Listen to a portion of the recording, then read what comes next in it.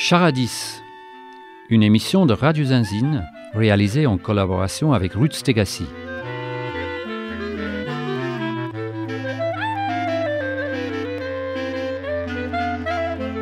Rencontre avec Muriel, Roxane et Alain Guibert.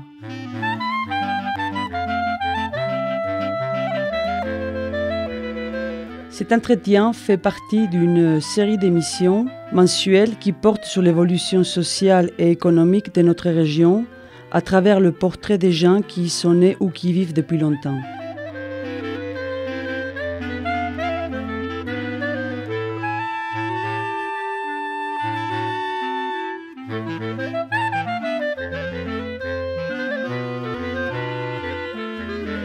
Pour nos auditeurs et nos auditrices qui ne parlent pas couramment le provençal, charadis est un terme francisé dérivé du mot charadis ou au féminin charadisso. Selon le lexique provençal et des mots d'ici, cela signifie conversation animée, longue causerie ou alors entretien de plusieurs personnes. Les Guibert sont arrivés dans la région et se sont installés à Montjustin avec un troupeau transhumant des moutons. Ils nous racontent leur arrivée.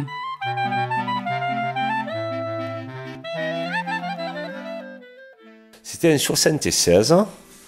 On vivait, elle à Toulon, moi à Marseille. On s'est connus après, mais surtout l'envie de l'époque de revenir à la campagne.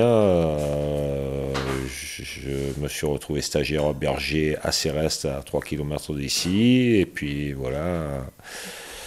Pourquoi ici, c'est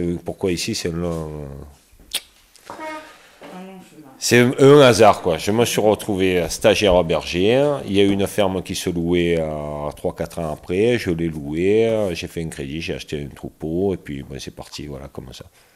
J'ai en 78-79. Donc après, bon, voilà, j'ai loué la ferme. À l'époque, ça pouvait se louer encore. Je louais ça 400 francs par mois. Avec les terres? Non, avec les terres, je devais donner 10 000 francs par mois pour les terres. Par an pour les terres, pas par mois. Donc à l'époque, ouais, c'est vrai que c'était cher pour moi parce que... Et oui, c'est ça, parce que 400 francs aujourd'hui c'est rien, mais à l'époque c'était quand même pas complètement rien. C'était pas complètement rien, mais c'était beaucoup moins que les prix qui se pratiquent maintenant, quoi. Bon, il y avait un troupeau, le berger était mort. Donc il y avait une place à prendre, c'était pas une spéculation immobilière comme maintenant, c'était à l'époque, il y avait des fermes, si le berger partait, il fallait un autre berger. Enfin, on l'a loué à un autre berger, c'était logique. Maintenant, si le berger part, on essayait de la vendre à un riche parisien, suisse, belge ou marseillais, quoi. C'est plus la même logique. À l'époque, la logique, c'était, bon, la place était libre parce que le berger était mort. J'ai eu un coup de chance, je suis arrivé à ce moment-là, quoi, et j'ai pu la louer. Et c'est vrai que c'était cher pour moi, mais c'était rien par rapport à ce qui se pratique maintenant, quoi. Il y avait une logique de terre aussi à l'époque, c'est-à-dire que le berger mangeait les restoubles, donc il y avait les paysans qui faisaient du blé, de l'orge, etc. Tout était lié et le berger mangeait derrière et les paysans louaient l'herbe, faisaient de l'herbe du foin qu'ils louaient au berger. Donc il y avait une logique agricole qu'il n'y a plus maintenant parce qu'avec les primes sur le blé, sur le colza, sur des trucs qu'on faisait pas avant ici, il n'y a plus cette logique-là. Le berger, comment il gagnait sa vie ? Parce que là on l'entend qu'il loue les terres, qu'il loue les troupeaux, qu'il loue les restoubles, mais qu'est-ce qu'il gagnait ? Ben, il gagnait le produit de ses agneaux, quoi. On avait un troupeau, on louait de quoi nourrir les brebis et on vendait les agneaux. Ça vendait bien. Et ça se vendait, ouais, ça se vendait moyennement. Moi, on roulait pas sur l'or, mais bon, nous on arrivait de la ville et compagnie, on débutait, on roulait pas sur l'or, mais on vivait, quoi. On était des petits smicards, quoi, à l'époque. Et c'était, si tu veux, on gagnait peut-être, sûrement un peu moins que maintenant, parce que bon, maintenant ça fait 30 ans qu'on le fait, c'est vrai qu'on est passé au niveau supérieur, on gagnait moins que maintenant, mais on gagnait notre vie, quoi. Bon, puis c'est vrai qu'on ne prétendait pas, on avait 20 ans, on ne prétendait pas rouler sur l'or. Et puis surtout la fierté, enfin la fierté. Sur le coup, on ne s'en rendait pas compte, maintenant on s'en rend compte, on vivait grâce à notre production. Il n'y avait pas de prime, il n'y avait rien, c'était un système qui tournait, quoi. Puis c'était le système d'herbacier, c'est-à-dire que tu n'étais pas tenu tu louais de l'herbe à droite, à gauche, où tu voulais, tu n'avais pas de contraintes. C'était viable, si tu veux. Je ne connais pas qui se sont enrichis, mais tout le monde mangeait, quoi. Il était grand le troupeau? Au départ, on s'est installé, on avait 250 brebis. C'était pas mal pour l'époque, quoi. Bon, via un crédit au Crédit Agricole et compagnie, quoi, mais qu'on pouvait rembourser, voilà, et puis il y avait des semaines où on mangeait des patates, il y avait des semaines où on s'achetait des steaks, voilà, c'était... Le Crédit Agricole, vous ne l'avez pas vécu comme une contrainte à ce moment-là? On l'a toujours vécu comme une contrainte, mais c'était une nécessité aussi. Enfin, moi je l'ai vécu, je regrette, enfin, il y en a beaucoup qui le massacrent, le Crédit Agricole, mais c'est vrai que quand tu arrives dans ville, que tu n'as pas un centime et compagnie, que tu n'as pas des parents qui peuvent te prêter, bon, le Crédit Agricole, c'était une contrainte qui était bénéfique quand même. Moi, personne ne m'aurait prêté des sous, ils m'en ont prêté, j'ai eu du mal à leur rendre, mais bon... Ils avaient une politique bien plus ouverte avant que maintenant, quand même. C'est-à-dire un jeune qui veut s'installer aujourd'hui, s'il n'a rien comme tu avais, ou comme on avait il y a 20 ans. J'avais un diplôme agricole. Oui, mais il y en a beaucoup qui sortent des écoles et jamais ils peuvent s'installer. C'est impossible aujourd'hui, quoi. S'ils n'ont pas les parents derrière, avec des apparts ou avec une caution quelconque, quoi. Aujourd'hui, un jeune qui arrive comme toi il y a 20 ans, il ne s'installe pas. Enfin, du moins, on ne l'aide pas, on ne lui accepte pas les prêts, quoi. Ça, c'est sûr. Hein. Non ? Je ne sais pas. Voilà. Moi, j'avais quand même une caution morale d'un voisin qui avait dit c'est un jeune qui se démerdera. C'est vrai qu'ils ne m'ont pas réclamé de caution financière. J'aurais eu du mal à... je ne sais pas s'ils étaient plus ouverts ou s'ils étaient plus en demande de clients aussi. Parce que c'est vrai que le Crédit Agricole, à l'époque, vivait beaucoup plus sur les agriculteurs. Donc, ils étaient en demande d'eux. Maintenant, le Crédit Agricole, ils n'ont plus besoin des agriculteurs pour vivre. Donc, c'est vrai que ça peut être plus difficile pour les jeunes. Mais c'est vrai aussi que le système que tu as décrit, c'est plus le système dans lequel on est aujourd'hui. C'est-à-dire, à l'époque, tu dis, un berger partait, il fallait en louer un autre. Parce que, en gros, ce qu'il fallait, c'était conserver le troupeau. Oui. Aujourd'hui, on n'en est plus là. Il fallait conserver le troupeau, entretenir les terres, parce que les terres n'avaient pas la valeur qu'elles ont maintenant. Et puis, bon, les fermes, il fallait que quelqu'un les habite pour conserver le truc. Alors que maintenant, une ferme qui se libère, c'est porte ouverte à la spéculation immobilière. Et tous les propriétaires... Et ils se disent, plutôt que de relouer, on va pouvoir vendre ça à 2, 3, 4, 5 millions de francs, ça n'a plus de prix, quoi.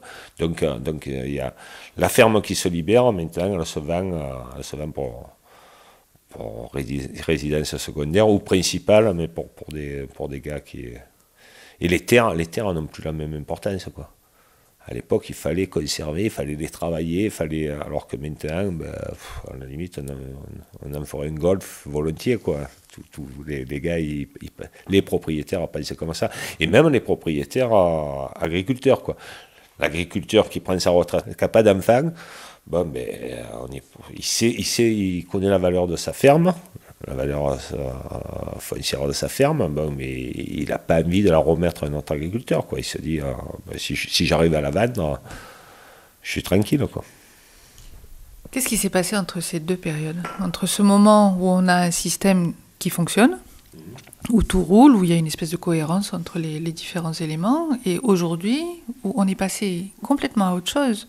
C'est comme si l'image avait changé totalement. Que, la première image, c'est la montagne, deuxième image, c'est la mer, quoi.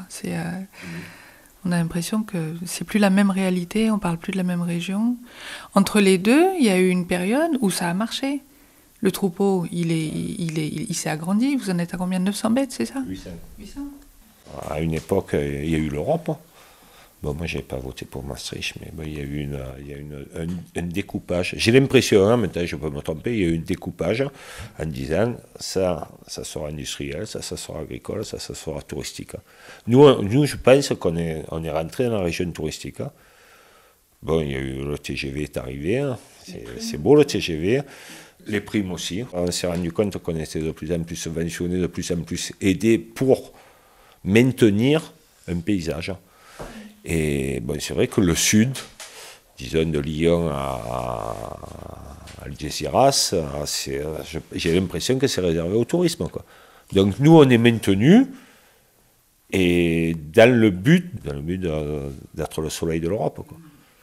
De certains Européens, hein, pas de l'Europe, quoi. De certains Européens qui peuvent venir vivre dans le Luberon. Tu dis que tu n'as pas voté pour Maastricht. Tu penses que les paysans, à l'époque, ils ont senti qu'il y avait un problème, ou c'était juste toi? Non, moi c'était juste moi, hein, c'est pas les paysans. Je pense que la majorité des paysans, ils ont été alléchés par les primes que l'Europe leur donnait. Non, moi c'est par conviction personnelle que je suis plus qu'européen, je suis même mondialiste si tu veux, mais j'ai pas envie d'être dans la découpe, dans une certaine découpe faite par des gens qui m'intéressent pas, quoi. Mais en gros, tu penses que le problème, vous ne l'avez pas vu venir? Non, mais c'est qu'on l'a pas trop regardé, en fait, le problème. C'est vrai qu'avant, ils nous ont rassurés, ils nous ont arrosés. Quelque part, on l'a pas vu venir, mais on aurait pu le voir venir, quoi. Des gens plus lucides l'auraient vu venir. Ben, ça s'est fait petit. Il y a beaucoup de propriétaires terriens au départ qui ne voulaient pas vendre parce qu'ils disaient si on vend à des touristes, il y aura pas de suite, quoi. Et ils y croyaient vraiment.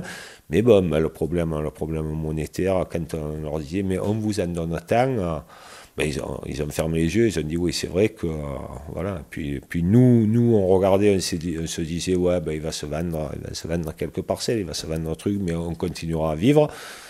Et en fait on aurait dû le voir, quoi, mais on l'a pas regardé. Mais on aurait pu le sentir longtemps à l'avance. Puis bon, le fait même si tu le sens, on n'était pas sûr de pouvoir controverser ça. Tu sais que la propriété individuelle en France, c'est sacro-saint, quoi. Donc on ne pouvait rien faire, on peut toujours rien faire, quoi. Mais aujourd'hui, vous êtes herbassier, c'est ça? Vous n'êtes pas propriétaire? Non. Et ici, bon, comme vous dites, on est dans les Luberons. Est-ce que c'est pas trop difficile de trouver des terres à louer maintenant? Non, on continue. Nous, attends, ça fait 30 ans qu'on y est, tu vois. Ça. Au bout de 30 ans, On a fait un réseau. C'est une confiance, quoi. C'est une confiance. On a fait un réseau. Et bon, on s'en sort pas mal, nous. Par contre, un jeune qui veut s'installer, nous, du fait qu'on a une maison d'habitation, c'est vachement important. On l'a pour quelques années encore. C'est très important. Les terres, à la limite, tu peux trouver du bois et compagnie, mais le problème des jeunes, c'est de ne pas pouvoir vivre quelque part, de ne pas trouver quelque chose à louer, même dans un village environnant, chose qui n'est pas pratique quand il y a des brebis en campagne, que tu vas habiter au village et que tu payes 3-4 000 francs de loyer mensuel, tu t'en sors pas, quoi. Nous ben, on y est, on a l'infrastructure, on y arrive encore. Donc, des terres, après, on arrive à en trouver. Parce qu'un truc qu'il faut quand même remettre au point, c'est que tous les résidents secondaires qui viennent habiter ici, bon, ils ont des terres, ils essaient quand même de les faire travailler aux paysans. Parce que bon, ils ne savent pas quoi en faire d'autre, quoi. Donc on arrive à récupérer. Le problème, c'est le lieu de vie. Le lieu de vie, c'est où c'est très cher, où c'est introuvable, quoi. Et n'importe qui veut s'installer ici, il aura de plus en plus de mal à trouver une maison pour vivre. Donc ça va, petit à petit, il va y en avoir de moins en moins, quoi. Une maison dans un village, ici, c'est 3-4 000, je parle en francs, hein, c'est 3-4 000 francs de loyer par mois, quoi. Moi, quand je te dis, quand je me suis installé ici, je payais, ici, c'est une maison qui doit faire 200 mètres carrés habitable, je payais 400 francs par mois, quoi. Donc ça a été quand même si c'était dur à l'époque, il n'y a rien de comparable avec maintenant, quoi. Il me semble qu'il y a aussi pas mal de gens qui ont vu le tourisme comme une manne, pas seulement pour vendre, les terrains, mais aussi, moi ma théorie c'est que le touriste c'est un élevage hors sol. On lui met un gîte, on le nourrit, et puis c'est un peu comme les batteries de volailles ou de porc. Ouais.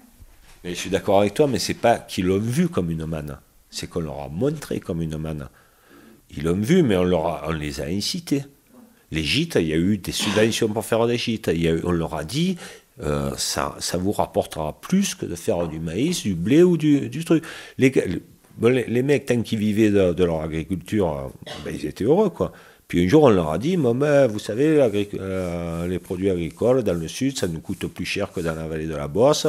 Le blé et compagnie, on vous subventionne, mais peut-être que les subventions, ils s'arrêteront. Par contre, vous avez un bon débouché, c'est le soleil. Vendez votre soleil. Bon, les gars, ils n'étaient pas spécialement pour, mais bon, ils sont comme tout le monde, ils avaient envie de vivre, donc on leur a dit, et en plus, si de votre bergerie, vous en faites un gîte, on vous subventionne à 50, 60% et compagnie, les gars, ils ont foncé, mais c'est pas qu'ils en avaient spécialement envie, c'est pas à eux. Tu vois, c'est comme le vieux paysan, le voisin, qui avait une ferme qui ne tient plus debout, on y propose 2,5 millions de francs pour la vendre, il ne va pas dire non, il va la vendre. C'est pas de sa faute. C'est presque logique, quoi. Et le coup des gîtes, c'est ça. On nous a pendant 10 ans, et ça continue encore, il y a encore des subventions pour faire des gîtes, pour attirer des touristes, et aux gars, on leur dit, voilà, vous allez gagner tant, quoi. Et puis ils n'ont pas envie de dire non. Ouais, il y a quelques purs et durs qui disent non. On continue, on va faire notre blé, même pas subventionné, mais bon, le 3/4, il craque. Et c'est logique. Oui, sauf qu'il y a quelque chose qui s'est perdu entre-temps. Tout à l'heure, tu disais, on avait la fierté. On ne s'est pas rendu compte à l'époque, mais on était fiers de vivre de notre production. Et ça, c'est quand même quelque chose qui a transformé, me semble-t-il, même la capacité de résistance des gens. Le fait de ne plus avoir la fierté de leur boulot. En fait, c'est les subventions qui sont arrivées. Quand on a signé pour certaines subventions, on n'a pas vu venir. On n'a plus la fierté de voir un agneau grossir et de dire... Enfin, on l'a toujours, nous, mais même un mec qui va faire son blé, qu'il ait de la production ou pas, il va recevoir tant à l'hectare, quoi qu'il arrive. Après, il aura sa production en plus. Si elle n'est pas bonne, eh ben, tant pis, quoi. Donc il n'y a plus non plus cette envie de faire que ça marche, que ça soit. Et ça a enlevé beaucoup de notre personnalité en tant que berger ou paysan. C'est un peu envolé. Et quand on dit maintenant vous êtes des, je ne sais plus quel nom c'est des entretien de la nature, comme on dit, des jardiniers de la nature, ou des... Voilà, c'est vraiment ça, quoi. Il y a un truc qu'il ne faut pas nier, c'est le côté matériel et financier de la chose, quoi. On nous coince de plus en plus dans ce genre de truc. Tu parles de fierté. En fait, moi, ma fierté, hein, notre fierté, notre but, c'est d'élever nos enfants. Non, c'est d'élever nos enfants, d'avoir une vie de famille, quoi. Si un jour on me dit tu vas faire les meilleurs agneaux de la région, mais on ne va pas te les payer, et que ma famille va crever de faim, je ne serai pas si fier que ça, quoi. Donc on en est tous. Après c'est vrai qu'il y a certains paysans qui font de la spéculation, qui n'ont pas besoin de spéculer, mais qui le font quand même. Mais bon, il y en a d'autres. Le but du jeu, c'est de gagner sa vie, quoi. En faisant un métier qui te plaît, même s'il nous plaît de moins en moins, vu les contraintes, mais bon, on reste toujours dans la logique qui nous impose. On a du mal à lutter contre, quoi. Tu comprends ce que je veux dire? Ça nous a vraiment levé le goût pas du travail, mais presque ça, quoi. Quand même, tu trouves pas? Oui. Avant, c'était vraiment... il y a un produit fini à la fin, des agneaux qui sont appréciés. On vend l'agneau, on nous paye et c'est réglé. Maintenant, c'est 50% de notre salaire, c'est les primes. Et quoi qu'il arrive, on peut rien. C'est plus uniquement notre travail. C'est plus notre travail. Tu vois, notre travail, pour pas mal, hein, parce que 50% de notre salaire, c'est déjà beaucoup, tu vois. Mais bon, c'est plus uniquement ça, et quelque part, ça t'endort, quoi. Ça t'endort, et c'est le but de nous endormir. ouais, on s'en sort assez bien, et puis c'est tout comparatif, quoi. Par rapport à certains, on s'en sort beaucoup mieux, par rapport à d'autres, on s'en sort beaucoup moins bien. Mais bon, si tu arrives la vie, c'est ça, si tu arrives à te situer comme tu as envie d'être, bon, on vit, c'est pas... Je veux pas rentrer dans le truc, les paysans ils se plaignent pour rien, mais il y a des gens qui peuvent se plaindre beaucoup plus que nous, quoi. Même les petits comme nous, on arrive à gagner notre vie, quoi.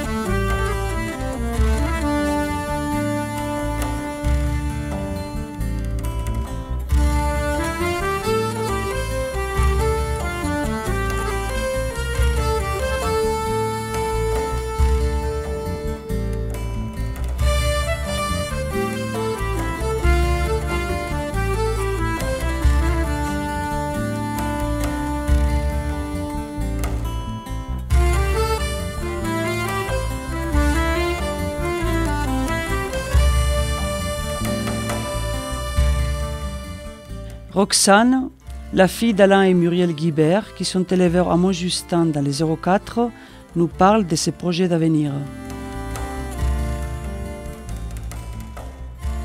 Et toi, Roxane, comment t'imagines ta vie? Tu es en 5e là? Tu as 12-13 ans? Oui. Tu te vois reprendre les brebis? Peut-être, je sais pas, mais je pense plutôt aller... je voudrais être actrice, alors je sais pas si je veux reprendre le troupeau, mais bon, peut-être. C'est difficile d'être actrice bergère. Ouais, c'est difficile. Tu disais que si tu étais actrice, que tu aimerais quand même toujours faire la montagne. Tu me disais, voilà, si un jour je fais du théâtre, quand je serai en vacances, mais je me montrerai toujours garder les brebis en montagne. Bah oui, parce que c'est depuis que je suis toute petite que on monte à la montagne, garder les brebis, c'est super, quoi. Il n'y a pas tout le monde qui a cette chance, quoi. Tu trouves que c'est une chance? Ouais, c'est une chance. On a un grand espace pour nous, quoi.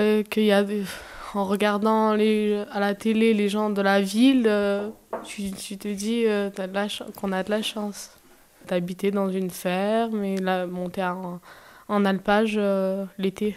Qu'est-ce que tu y fais tout l'été là-haut? L'après-midi, on fait la sieste. Et le matin, on va voir les brebis. Et après, on prend un rythme. Il y a plein de choses à faire. Non, il n'y a pas de boîte de nuit. Et c'est pas mon style. Et actrice alors? Ah ouais, je vais devenir actrice. Elle aime le théâtre. J'adore le théâtre, c'est ma passion, mais bon. On verra. Si je suis forte à l'école, j'y arriverai, mais bon, faut que je travaille. Mais c'est quoi le théâtre? Tu y vas? Ouais, je fais une activité le mercredi après-midi et je m'éclate. On fait du clown, je m'éclate. Depuis que je suis toute petite, ma mère, elle me dit que je fais du cinéma tout le temps. Et c'est vrai en plus. C'est quand même un discours qu'on entend beaucoup par ici, que pour les jeunes, ça va devenir très difficile, ou c'est déjà très difficile de s'installer, tout ça. C'est quelque chose qui t'inquiète par rapport à l'avenir, ou alors tu t'en fiches parce que tu te dis que toi, ta vie, elle sera ailleurs, ou... Oui, un peu quand même, ça m'inquiète un peu. Je sais pas où je vais habiter, je réfléchis si je vais préférer être dans la ville avec des petits appartements, c'est pas vraiment mon truc. Mais bon, à la campagne, maintenant c'est un peu rare de trouver des grandes fermes parce que de plus en plus les gens ils pensent à ça et ils les achètent ou ils les louent, quoi. C'est dur à en trouver.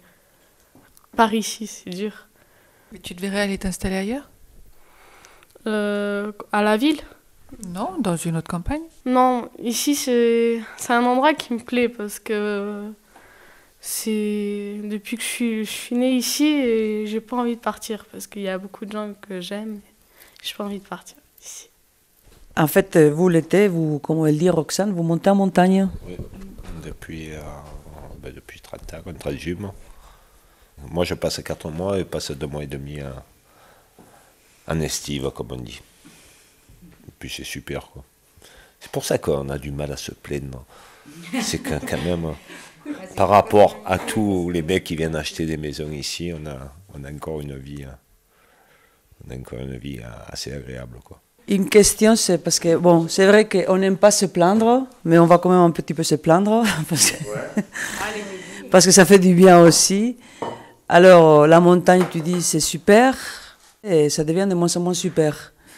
Parce que le travail, on le rend de plus en plus difficile. Alors, est-ce que toi, comment tu vois aussi cette évolution là-dedans? Ben, c'est pas au niveau du travail, le problème, c'est le loup. C'est même pas au niveau du travail. Le loup nous apporte un surcroît de travail, mais surtout, on est agressé, quoi. Il y a le problème du loup. Le loup nous tue des brebis.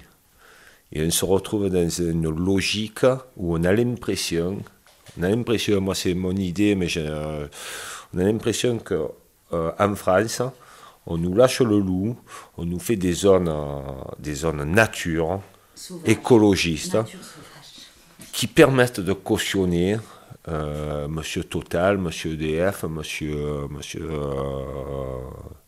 Monsieur Bouygues et compagnie. Et ça, on a du mal à supporter que nos brebis se fassent tuer par le loup pour qu'on puisse dire en France, on est un pays écologique. Alors que cet été, ils ont asséché des rivières pour refroidir des centrales nucléaires, alors qu'il y a des pétroliers qui dégazent en mer, et qu'on ne dit presque rien, alors qu'on fait des centrales nucléaires. Moi, c'est ça qui m'énerve le plus, quoi. C'est de voir mes brebis mortes et en me disant, putain, mais tu sers de caution c'est plus Bachelot, c'est l'autre, mais et puis c'est à la politique soi-disant verte de la France, quoi. Et ça gonfle. C'est insupportable de voir un prédateur tuer mes brebis, n'importe quel qu'il soit. Et le plus insupportable, c'est de supporter les mecs qui ont lâché ça, quoi. Qui ont lâché ça et que... Surtout qu'ils gagnent des sous avec ça, quoi. Parce qu'aujourd'hui, c'est le loup qui fait gagner des sous. Aujourd'hui, on cautionne un système, où on te dit, vous voyez, nous on est en France, on protège le loup, quoi. Alors qu'ils ont un projet ITR pour faire des centrales nucléaires pas loin, et ça c'est très dur à supporter, quoi. C'est même pas une lutte contre un prédateur, c'est une lutte contre des prédateurs qui lâchent un prédateur. Mais le prédateur, c'est pas le loup, quoi. C'est ceux qui ont lâché le loup, quoi. Et on sait pertinemment pourquoi ils l'ont lâché. Le loup, on lui en veut pas à lui, quoi. Enfin, ça fait vraiment chier qu'il soit là, parce qu'on a vécu sans lui pendant 100 ans. Et c'était bien, voilà, les choses ont évolué sans lui, et d'un coup il arrive, il faut s'habituer, d'un coup il est là, on ne nous prévient pas, et les gens, voilà, c'est ça tu peux en parler, on l'a caché pendant des années, quoi. D'après ce qu'on sait, le loup est là depuis au moins 5 ans et évolue dans beaucoup de montagnes sans qu'on en parle et sans que ce soit un problème. Et d'un coup, quand les accidents arrivent, quand les mortes arrivent, les brebis sont massacrées, que les bergers commencent à hausser de la voix, là, on commence à nous faire des excuses ou à dire ben oui, il était là, mais on ne savait pas que ça allait faire ça. On va vous donner encore de l'argent parce que vous êtes dans une montagne de loups. On va vous donner de l'argent pour faire une cabane, pour être plus près des brebis. On va vous donner de l'argent pour couper du bois, pour couper du bois pour qu'on le voie mieux. Et on va nous donner encore de l'argent. Et on doit accepter ça. Et on est en train d'accepter ça. C'est ça le pire, quoi. Ils ne donnent pas de l'argent. Ils essaient de dédommager de nos pertes, quoi. Et on refuse, quoi. Donner des primes. On refuse.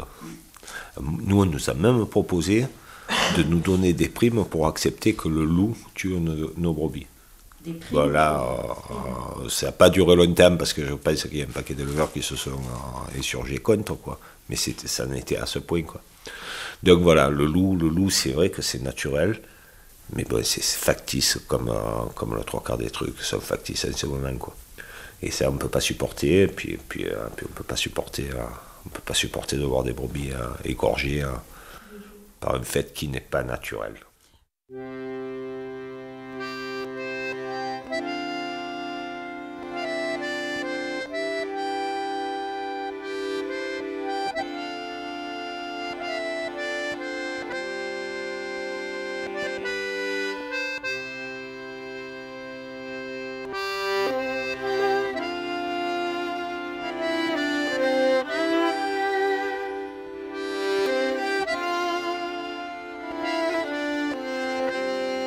En fait, le constat ici, tout le monde le fait, on le fait tous, toutes les gens qui vivent ici dans cette région, c'est que la terre est devenue un produit de spéculation et qu'on voit vraiment de plus en plus voir comment c'est difficile à trouver quelque chose à se loger, à trouver des terres ou à acheter quelque chose. Il y a un manque de mobilisation des gens déjà, c'est très important.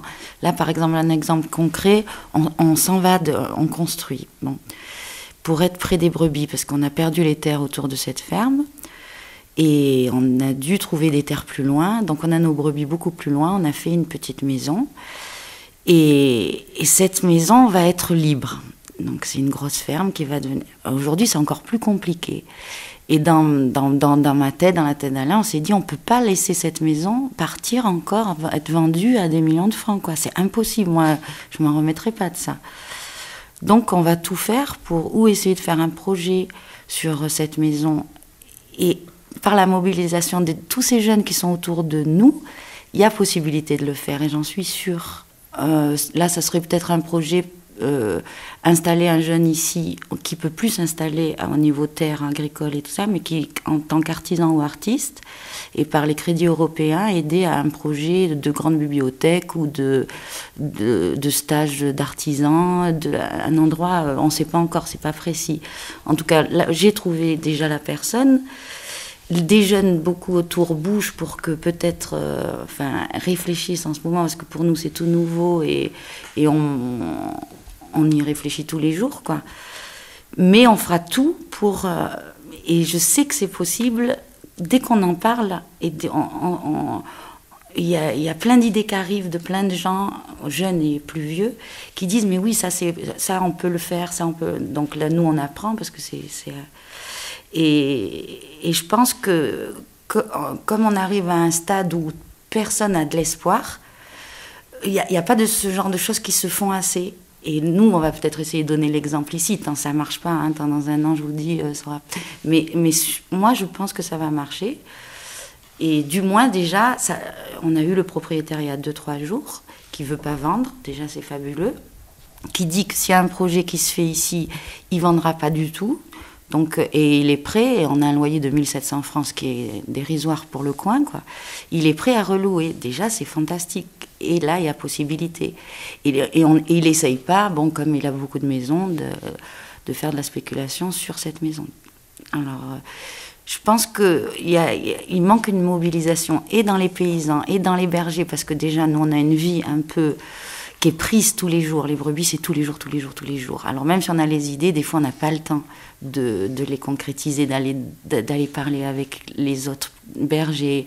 Les paysans, c'est un peu pareil. Et qu'il manquerait ce petit... il faudrait une baguette magique, des fois, pour qu'on ait du temps, un petit peu de temps, parce que les idées, elles y sont. Et les jeunes qui arrivent aujourd'hui, j'ai l'impression... qu'ils ont envie d'autre chose, mais qu'on ne leur donne pas la chance. Et voilà. Et ce serait tellement sympa. Et bon, nous, on peut, parce que maintenant, on devient presque des vieux. Et qu'on peut... Bon, on n'est pas des propriétaires, malheureusement, et on va le devenir, ça va nous faire drôle, déjà. Mais on aura toujours la maison ouverte, comme on l'a toujours eu. Et la maison, elle se fait dans ce sens-là, d'ailleurs, avec plein de gens. Et un exemple, à Montjustin, c'est un village fabuleux où il y a beaucoup d'artistes et où les choses se passent assez bien depuis 20 ans. Et c'est vrai que c'est un village qui devient des maisons secondaires, quoi. Les gens qui y habitent ont entre 70 ans et 90 ans. Et malheureusement, il n'y a pas une envie des gens du village, et pourtant c'est un village de 40 habitants. Hein. Les gens qui louent là-haut ont 1 ou 2 maisons et n'ont pas envie d'ouvrir ou de relouer à des jeunes ou qu'une installation de famille dans les logements communaux. Et c'est Montjustin, mais c'est dans tous les villages du Vaucluse, du coin. Et tous ces petits villages, comme les fermes, sont en train de se refermer. Et il n'y a plus d'installation de familles, de jeunes, des enfants qui naissent. Et ça devient des villages fermés, et tout l'hiver, et qui vivent plus. Donc toute cette logique que je parlais du départ, où les paysans faisaient l'herbe au berger, où les gens du village communiquaient avec le berger, tout ça est en train de s'effriter. Et quand encore aujourd'hui, parce que l'immobilier est en train de monter, quoi. Ça arrive ici, on dit que les prix sont comme sur la Côte d'Azur. Maintenant, ça arrive presque en montagne. Et je sens qu'aujourd'hui, on peut encore faire quelque chose.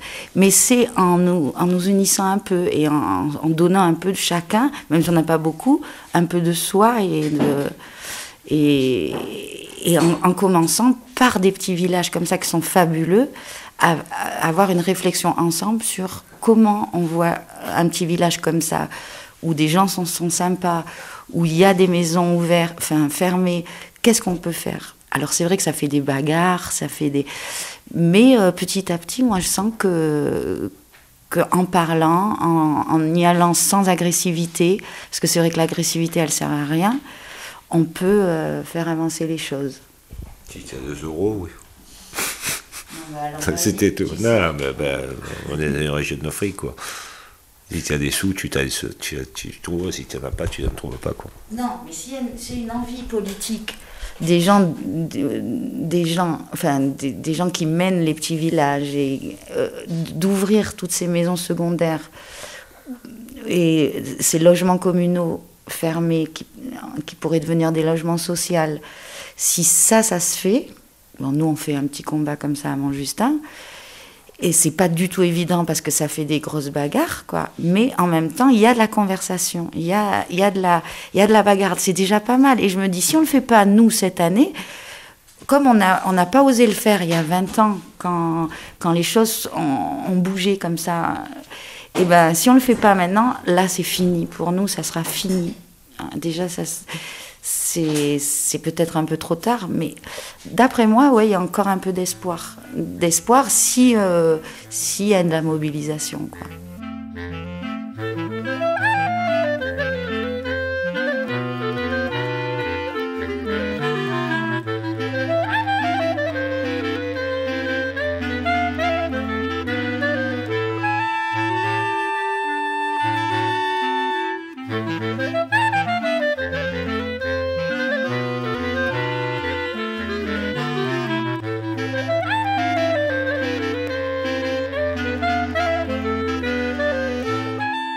C'était un entretien avec Muriel, Roxane et Alain Guibert. C'était Charadis. Émission réalisée par Radio Sanzine en collaboration avec Ruth Stegassi.